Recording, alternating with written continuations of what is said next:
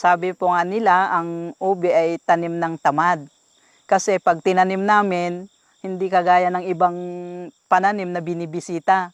Tsaka mo lang siya bibisitahin kung mga ilang buwan, titingnan lang kung nakaakyat siya sa puno. Kaya tanim ng tamad. Ang pagtatanim po ng ube, maabot siya ng 8 to 1 year. Yung pinakamatagal is 1 year.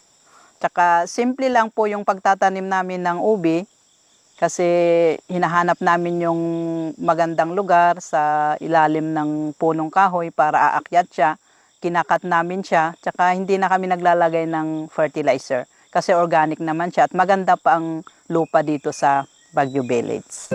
Sa kabila ng magandang produksyon ng ube ng mga magsasaka sa Baguio Village, minsan nilang kinaharap ang kawalan ng siguradong pagbebentahan ng kanilang mga inahan.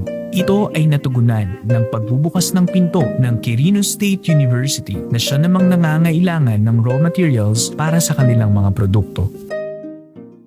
Yung pagha-harvest namin, maabot siya ng 2 weeks at nagbebenta kami sa QSU ng 500 kilos. Ang bili namin sa farmers dito is 24 pesos per kilo, tsaka ang bili naman ng QSU ay 27 pesos. Bali yung 24 pesos, umaabot na ng 12K yung kita na ng farmer yun. At yung 2 pesos naman na patong, yun ang pumupunta sa association. Kaya dito po malaki ang naitutulong ng may buyer na, kasi noon walang bumibili ng ubi, binabayaan na lang sa farm. Pero ngayon na diretso na bumibili, regular buyer na ang QSU, ay malaking po talagang tulong sa mga farmer. Kasi dagdag kita na at additional sa income. Lalo na ngayon na mahirap ang buhay, kaya napakalaking tulong na may bumibili ng aming mga ubi.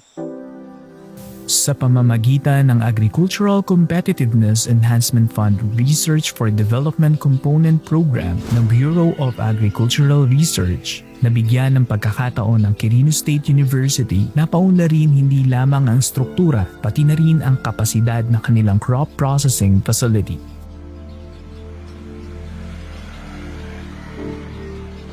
So bago ang project, itong structure na ito,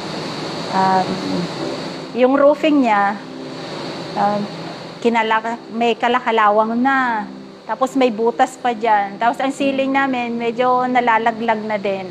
Tapos itong bintana namin talaga may mga parts na wala ng jealousy. Yeah. Tapos ang flooring, walang magandang drainage din sa area na ito.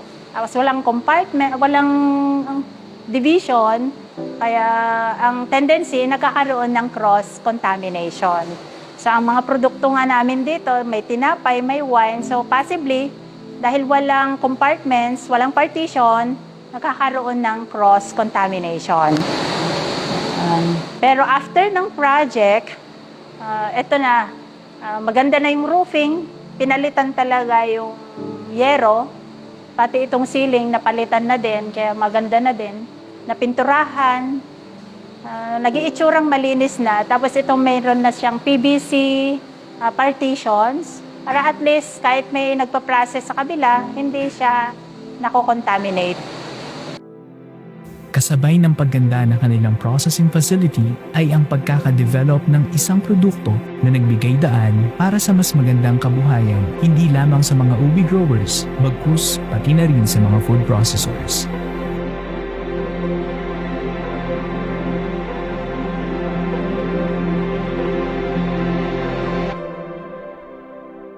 So ang ube nanggagaling pa sa Babimco. So sila yung supplier natin ng ube.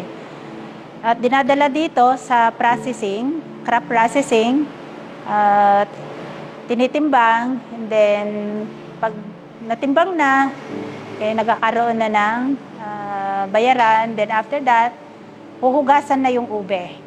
So, yung ube, pinababad namin ito bago ibabrush para malambot na yung lupa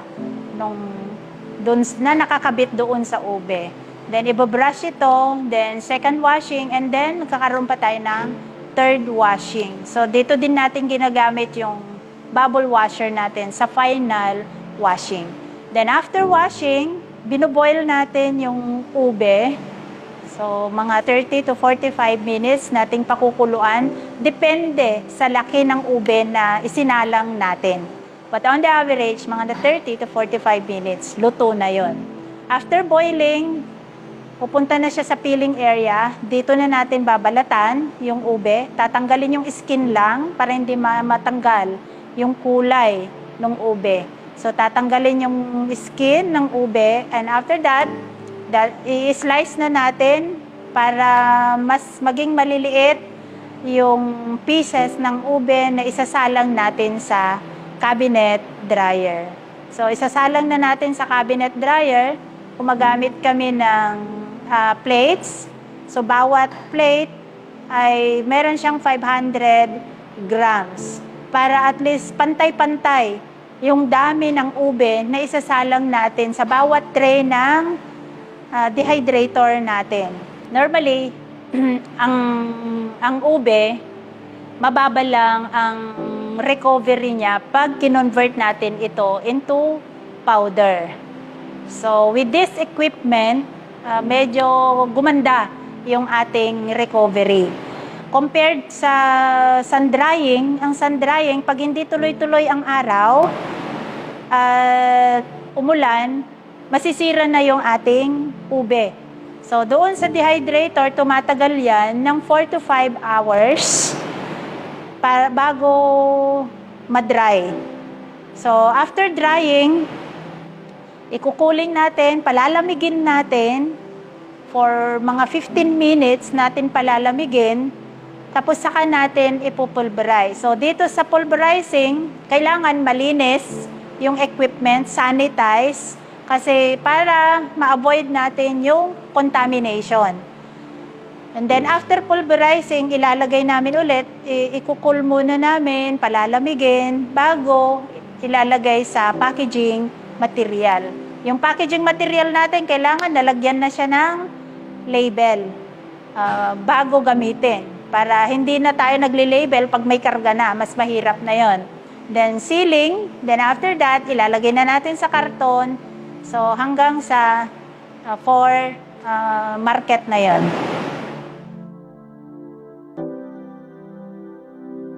Dahil sa mas sistematikong proseso, maayos na pasilidad at mga modernong processing equipment, nagkaroon din ng mas magandang oportunidad ang Quirino Young Entrepreneurs Association na siyang nangangasiwa ng processing facility.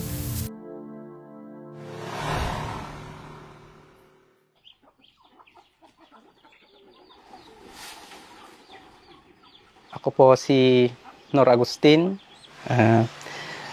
25 years old. Nagtatrabaho ngayon sa Quirino Young Entrepreneurs Association bilang production manager. Dati, twice a week lang kami makapag-process. Pero minsan, inaabutan pa ng expiration yung mga ginagawa namin.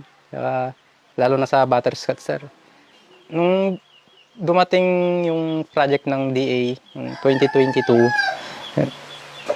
napagkalooban kami ng pang-renovate sa facility namin, yung building.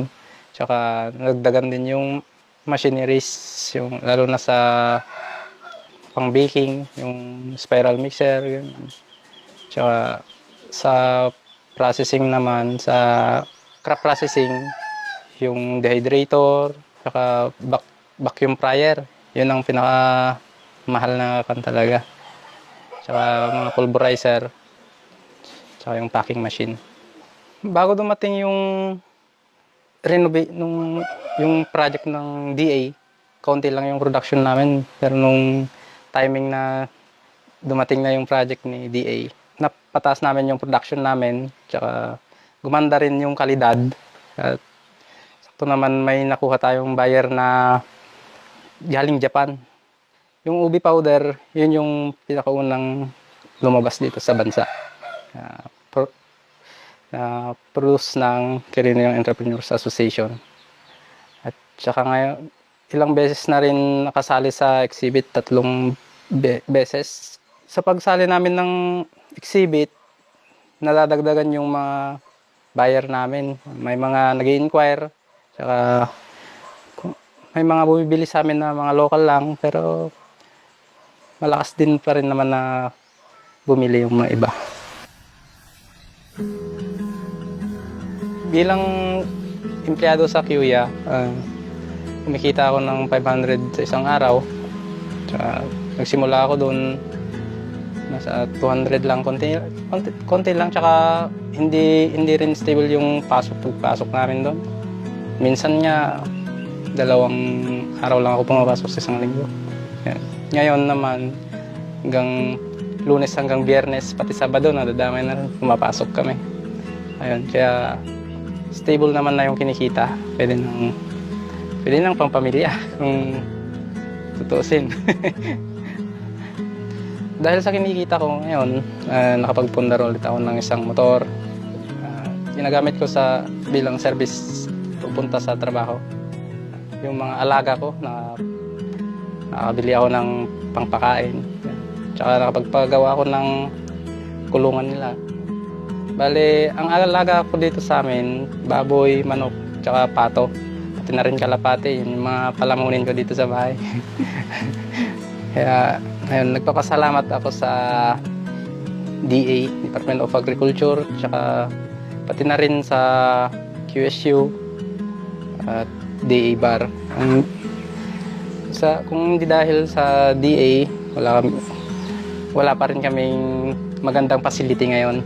Tsaka pati na rin yung processing namin, kukunti pa rin ang production sana.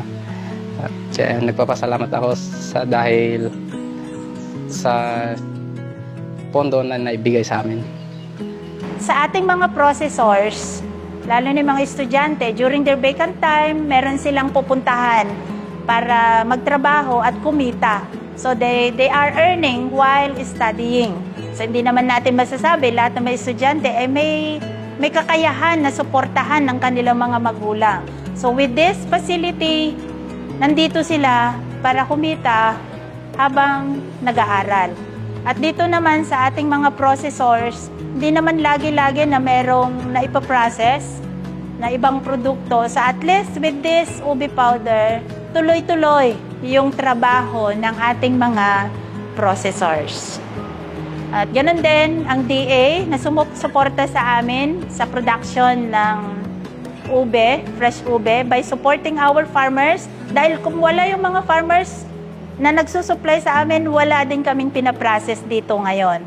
We are hoping that in the future, mag-e-expand pa din yung aming sources ng raw materials na hindi lamang dito sa Difun, kundi maging sa ibang municipality ng Quirino. This is the good life. Oh, oh, oh. This is the good life. Oh, oh, oh. Out in the sunshine, nothing but good times. This is the good life. This is the good life.